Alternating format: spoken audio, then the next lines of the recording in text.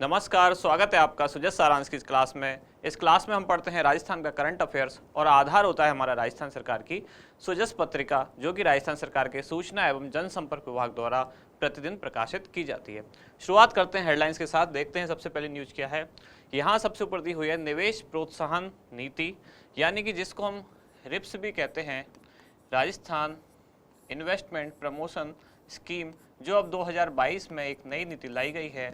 उस नीति के तहत यहाँ कुछ चीज़ें दी गई हैं, जैसे कि इसमें वित्त विभाग द्वारा एक आदेश जारी कर कहा गया है कि अब स्टाम्प शुल्क में पूरी तरह से छूट दी जाएगी, यानी कि 100%।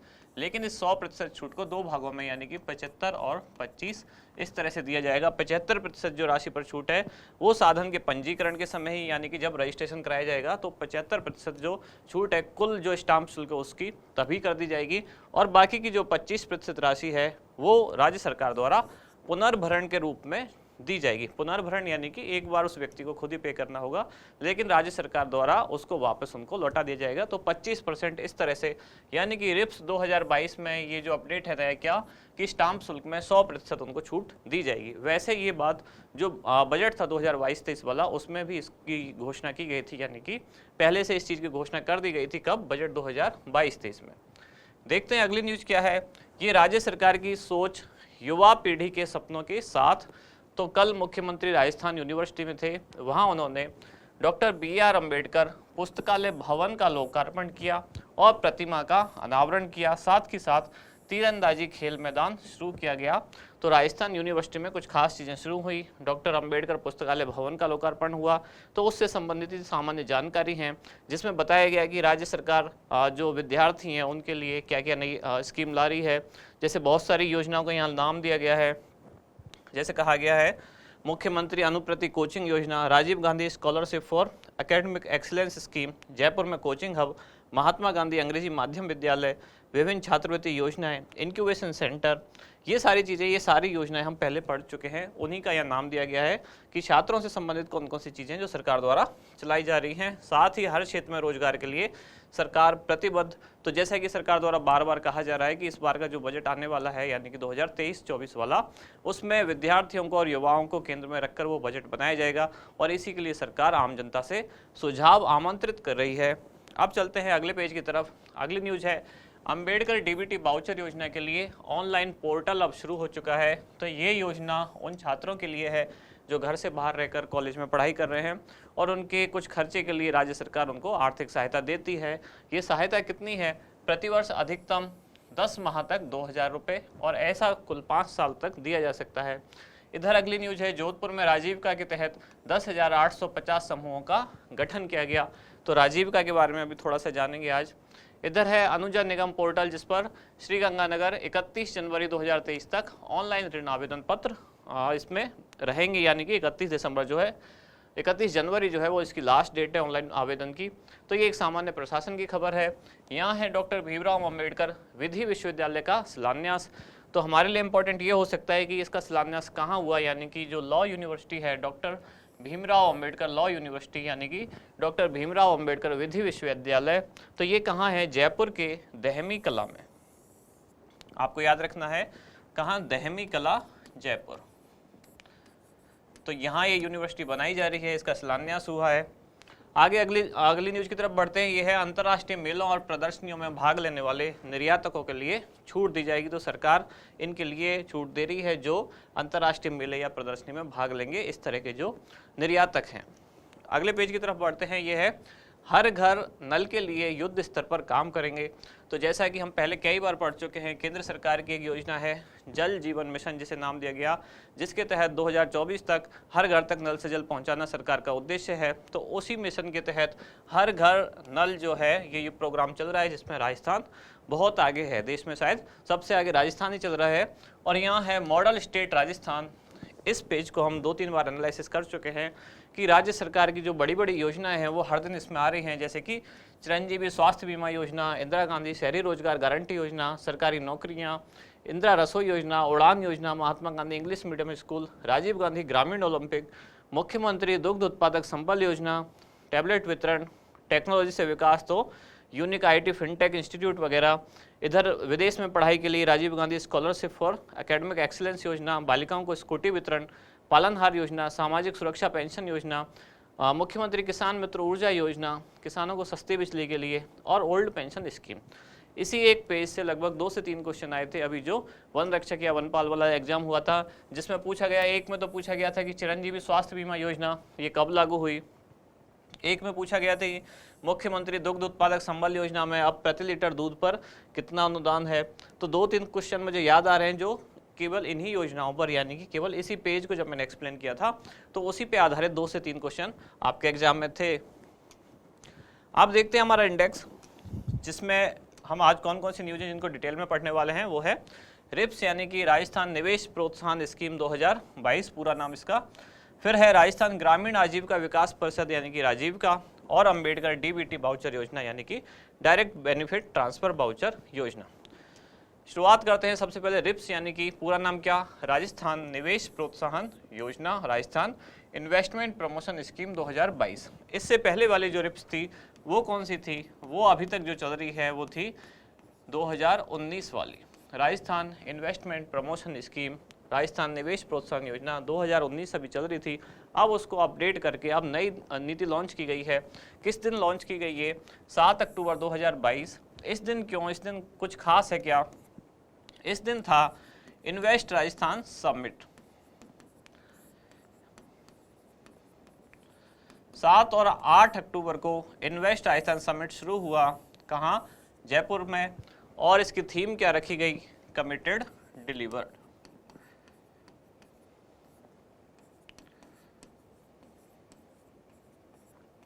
इस थीम के साथ 2 दिन ये प्रोग्राम चला इन्वेस्ट राजस्थान समिट, और इन्वेस्ट राजस्थान समिट के दौरान ही ये योजना यानी कि ये स्कीम लॉन्च की गई, कौन सी, राजस्थान इन्वेस्टमेंट प्रमोशन स्कीम 2022। लेकिन इसकी घोषणा कर दी गई थी कब, बजट 2022-23 में ही, यानी कि बजट 2022-23 कब आया था, 23 फरवरी 2022। तो इन दोनों में ऐसे डेट में कन्फ्यूजन आपको नहीं पैदा करना है। बजट में सरकार बहुत सारी घोषणाएं करती हैं और जब वो इम्प्लीमेंट होती है तो उस दिन से वो योजना शुरू मानी जाती है। तो बजट में घोषणा की जाती है आगामी साल में हम क्या क्या करने वाले हैं, यही एक प्रोसीजर होता है, चाहे केंद्र सरकार हो या राज्य सरकार हो। बजट वाले दिन ये बताया जाता है कि आगामी एक वित्तीय वर्ष में हम ये चीज़ें शुरू करेंगे। तो उसी दिन ये घोषणा की गई थी कि हम रिप्स 2022 अब लागू करने वाले हैं, और इसको ऑफिशियली लॉन्च किया गया वो किस दिन था, 7 अक्टूबर 2022, क्योंकि इस दिन क्या भी था, इन्वेस्ट राजस्थान समिट शुरू हुआ कमिटेड डिलीवर्ड थीम के साथ।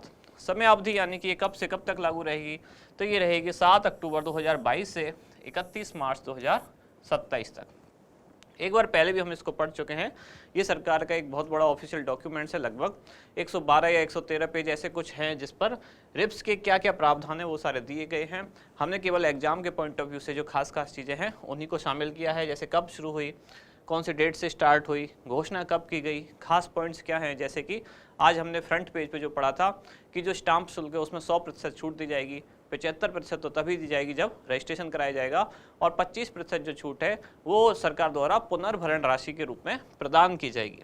उद्देश्य क्या है, राजस्थान के निवेशकों हेतु पसंदीदा स्थल बनाना, यानी राजस्थान को निवेशकों हेतु पसंदीदा स्थल बनाना कि निवेशक यहाँ ज़्यादा से ज़्यादा आएँ और अपना निवेश करें।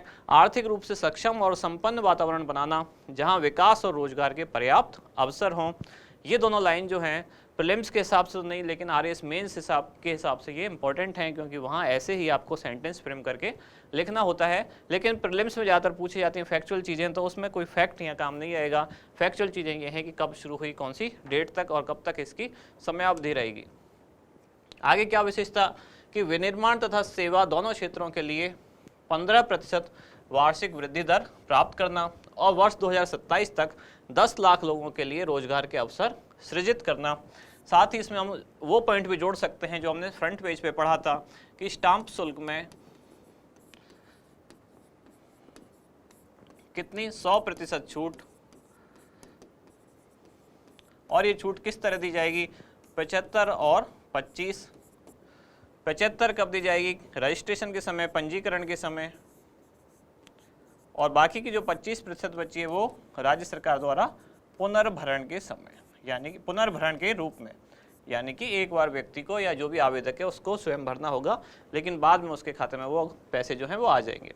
इस नीति के 3 मुख्य स्तंभ हैं। क्या क्या हैं वो 3 मुख्य स्तंभ? एक तो आर्थिक वृद्धि सुनिश्चित करना, रोजगार के अवसर पैदा करना या अवसरों में वृद्धि करना, तथा राजस्थान को निवेश का एक आकर्षक गंतव्य स्थल बनाना। ये खास चीज़ों पर ये नीति फोकस्ड है। कौन कौन सी? इकोनॉमिक ग्रोथ, रोजगार के अवसर और आकर्षक निवेश गंतव्य बनाना, मतलब ज़्यादा से ज़्यादा यहाँ निवेश आ सके। अब बढ़ते हैं आगे, देखते हैं अगली चीज़ क्या है। ये है राजस्थान ग्रामीण आजीविका विकास परिषद। इसके बारे में हम क्यों पढ़ रहे हैं? क्योंकि हर दिन ये न्यूज आती रहती है कि राजीविका ने यहाँ इतने क्षेत्र में या यहाँ अपना ये काम किया, ग्रामीण महिलाओं को उद्यम के लिए ये काम किया, या कैसे कैसे जो महिला स्वयं सहायता समूह है उनके लिए राजीविका कैसे काम कर रहा है। तो जब राजीविका लगातार चर्चा में रहता है तो एग्जाम के पॉइंट ऑफ व्यू से क्वेश्चन ये बन सकता है कि राजीविका क्या है, कब शुरू हुआ, उद्देश्य क्या है। तो हम ये वही चीज़ें पढ़ने वाले हैं कि राजीविका की स्थापना कब हुई, तो अक्टूबर 2010 में। प्रशासनिक नियंत्रण किसके पास होता है, यानी कि कौन सा विभाग है जो राजीविका को चलाता है, वो है ग्रामीण विकास विभाग, राजस्थान सरकार। और रजिस्ट्रेशन यानी कि कौन से अधिनियम के तहत ये रजिस्टर्ड है, तो ये सोसाइटी पंजीकरण अधिनियम 1958 के तहत ये एक पंजीकृत सोसाइटी है। और इसके अध्यक्ष कौन होते हैं? मुख्यमंत्री। ये एक खास बात है। हो सकता है स्थापना ना भी पूछे, लेकिन ये पूछ सकते हैं कि राजीविका के जो अध्यक्ष हैं वो कौन होते हैं, और ऑप्शन में आपको ये भी दिया जा सकता है कि ग्रामीण विकास विभाग के मंत्री या मुख्यमंत्री। तो इसके अध्यक्ष होते हैं मुख्यमंत्री और उपाध्यक्ष होते हैं मंत्री। कौन से? ग्रामीण विकास एवं पंचायती राज विभाग। ये पूरा एक ही विभाग का नाम है। तो ग्रामीण विकास एवं पंचायती राज विभाग के जो मंत्री हैं वो राजीविका के होंगे उपाध्यक्ष, और अध्यक्ष कौन होंगे? मुख्यमंत्री। स्थापना कब हुई? अक्टूबर 2010 में। कौन से अधिनियम के तहत? सोसाइटी पंजीकरण अधिनियम 1958 के तहत ये एक पंजीकृत सोसाइटी है। प्रशासनिक नियंत्रण किसके पास है? ग्रामीण विकास एवं पंचायती राज विभाग, राजस्थान। आगे देखते हैं उद्देश्य क्या है। राज्य के ग्रामीण क्षेत्रों में गरीबी उन्मूलन, खास बात है ग्रामीण क्षेत्रों में गरीबी उन्मूलन व निर्धन परिवारों के आजीविका के संवर्धन से संबंधित परियोजनाओं को क्रियान्वित करना। पूरे सेंटेंस में 2 खास बातें, एक है ग्रामीण क्षेत्रों में और दूसरा है आजीविका के अवसरों में वृद्धि करना। अगला पॉइंट है ग्रामीण क्षेत्रों में भी ग्रामीण महिलाओं को आर्थिक संसाधनों तक पहुंच सुलभ बनाकर आजीविका के अवसरों में वृद्धि करना। अगर हम सारे इसका जो है उद्देश्य या विशेषताएं उनको केवल 3 शब्दों में ही समाहित करना चाहें तो वो 3 शब्द क्या क्या होंगे? ग्रामीण, महिलाएं और आजीविका। यानी कि ग्रामीण क्षेत्र की महिलाओं की आजीविका के अवसरों में वृद्धि करना, ये इसका मुख्य उद्देश्य है। अब बढ़ते हैं आगे। अगली न्यूज क्या है, यानी कि अगली योजना क्या है? ये है अंबेडकर डीबीटी वाउचर योजना। डीबीटी का मतलब आप जानते हैं डायरेक्ट बेनिफिट ट्रांसफर, यानी कि पैसे जिसमें सीधे हमारे बैंक अकाउंट में पहुंचते हैं। इसकी भी घोषणा की गई थी बजट 2021-22 में। उद्देश्य क्या था? प्रदेश के राजकीय महाविद्यालयों में अध्ययनरत ऐसे विद्यार्थियों को आर्थिक सहायता देना जो घर से दूर रहकर पढ़ रहे हैं। संबंधित विभाग इस योजना का संचालन कौन करता है? तो सामाजिक न्याय एवं अधिकारिता विभाग।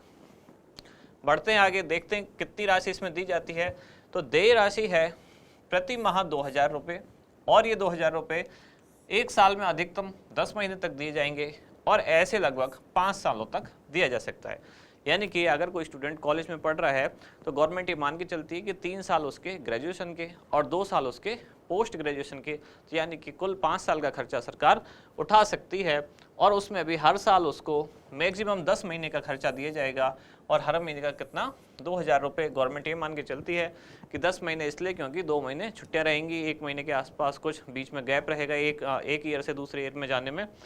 यानी कि एक सेमेस्टर या जहाँ ईयर सिस्टम है वहाँ एक ईयर से नेक्स्ट ईयर में जाने में अगर 1 महीने का गैप है, छुट्टियाँ हैं, तो सरकार 10 महीने तक खर्चा देगी, 2000 रुपये हर महीने देगी, और ऐसा कुल 5 सालों तक दे सकती है। तो ये इसमें देय राशि है। लाभान्वित वर्ग कौन कौन से हैं? तो SC, ST, OBC, EWS, MBC, और अभी इसमें नया वर्ग जोड़ा गया है, वो कौन सा है? अल्पसंख्यक, यानी कि माइनॉरिटी क्लासेज, उनको भी अब इसमें शामिल कर लिया गया है। लाभार्थियों की संख्या कितनी है? जब इस योजना की घोषणा की गई थी तो कुल संख्या थी 5000, लेकिन अब चूंकि अल्पसंख्यक वर्ग को भी जोड़ दिया गया है तो संख्या अब हो गई है कितनी? 5500, क्योंकि 500 अब नए लोगों को जोड़ दिया गया है।